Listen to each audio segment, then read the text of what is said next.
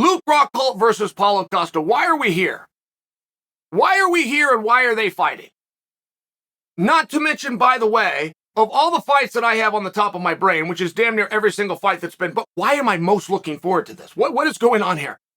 And you guys are feeling it too. This fight is crazy. Please hurry up and get these guys in there. So let's back the tape up, okay? Luke Rockhold makes things fun. Regardless of what you want to say, and I know it's fun to tease him because he's a really handsome and successful guy. In all fair, he makes things more interesting. Luke Rockhold, last time I was at Madison Square Garden, was scheduled to be taking on Sean Strickland.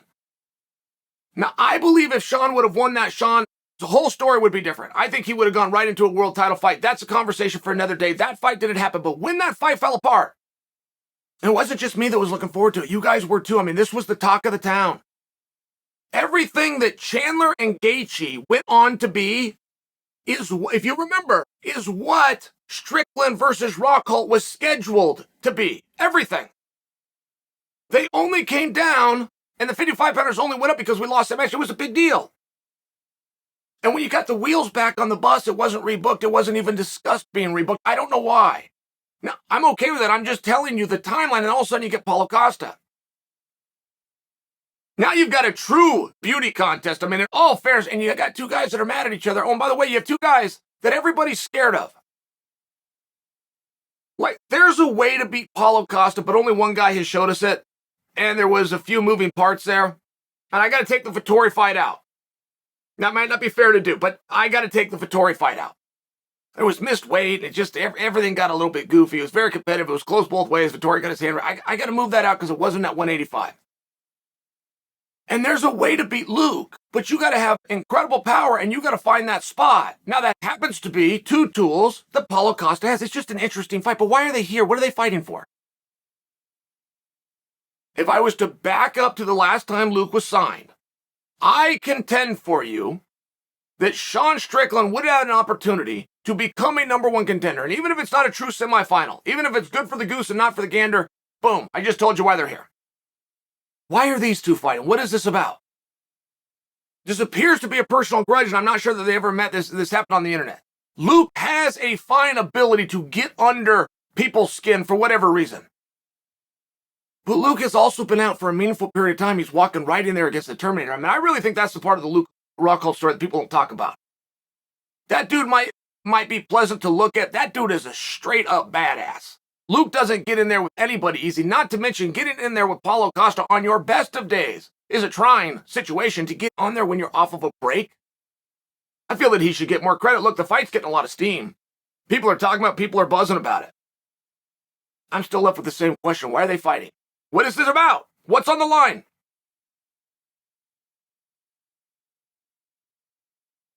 I feel that you have to be able to answer that question. And if we, the audience, don't know it, then you, the fighter, should do it. If you, the fighter, hasn't taken the step to do it, then your managers and your team should stand back and go, okay, the one thing missing is why are they here? What is on the line? Is it just to get our win and our show? Is it just to fulfill a contract? Is it a fun thing to do? You want to go get yourself in shape? I mean, these things are all really weird, but I'll take them. I will take all of those answers in front of no answer. And I'm still left with the same question. Why are they fighting? What is this about? Where do you go from here? Where does the winner go and where does the loser? Because it's a very big fight.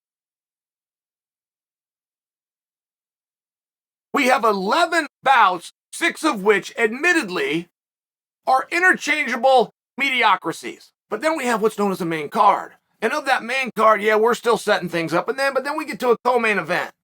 We get to a main event. We got some big business going on here.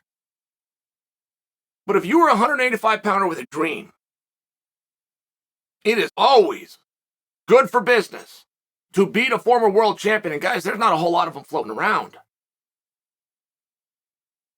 Anderson Silva moved on. Chris Weidman will be back, but isn't right now. Whitaker is always a wild card of what's he going to do. I mean, it's one of these spots to find a world champion, particularly at 185 pounds, even if it's a former world champion, it's just hard to do. Paulo Costa just did. What's he going to do with it? I'm not talking about beat him. I'm not talking about how he's going to perform. What's he going to put on this before they go out there? It's a very different reaction if you call it beforehand. I'll give you a fine example. Matt Hughes, who I consider a friend, I feel I can give a bump to. Matt Hughes became very famous for a line that then carried in our industry until I stepped forward the microphone and said, stop. And it did. But Matt Hughes beat Carlos Newton, grabbed the microphone in the ring after the fight and said, I don't believe you're really champion until you defend the belt. That caught on. I heard Rogan say, I heard Goldberg saying it repeatedly like this was a real thing. First off, it's not true. There's absolutely no truth to it. But far moreover is you can't get credit for coining a phrase and you don't get bravado and bravery for doing something if you only say it when it's done. You got to take that risk ahead of time. You got to say, this is what this is about. You guys want to know a great story? Dave Schultz, this is a great story. I hope you guys enjoy this. Dave Schultz, legendary wrestler. Possibly the most famous wrestler of all time. Possibly. For America. Passed away.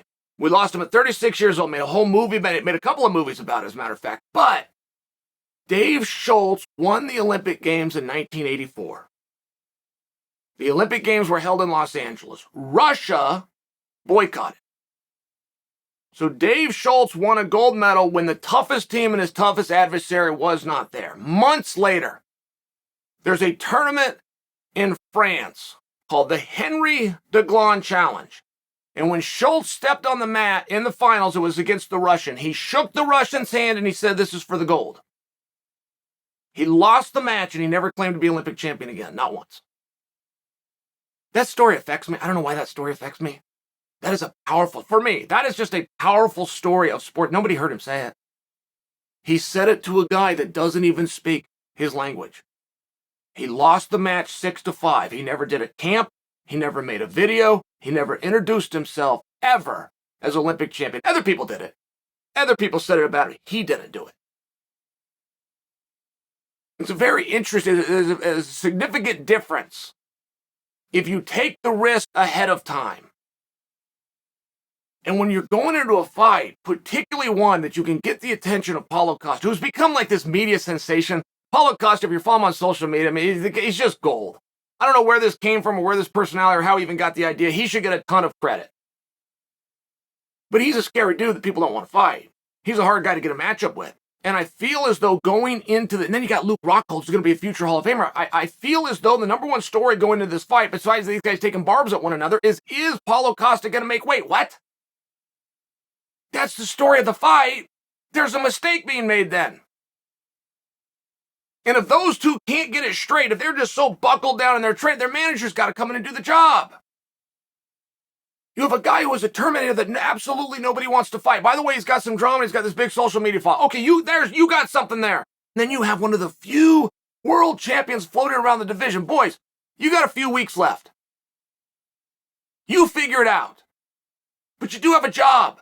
It's not just to train. It's not just to make weight. You got to tell us, the audience, what are you guys fighting for?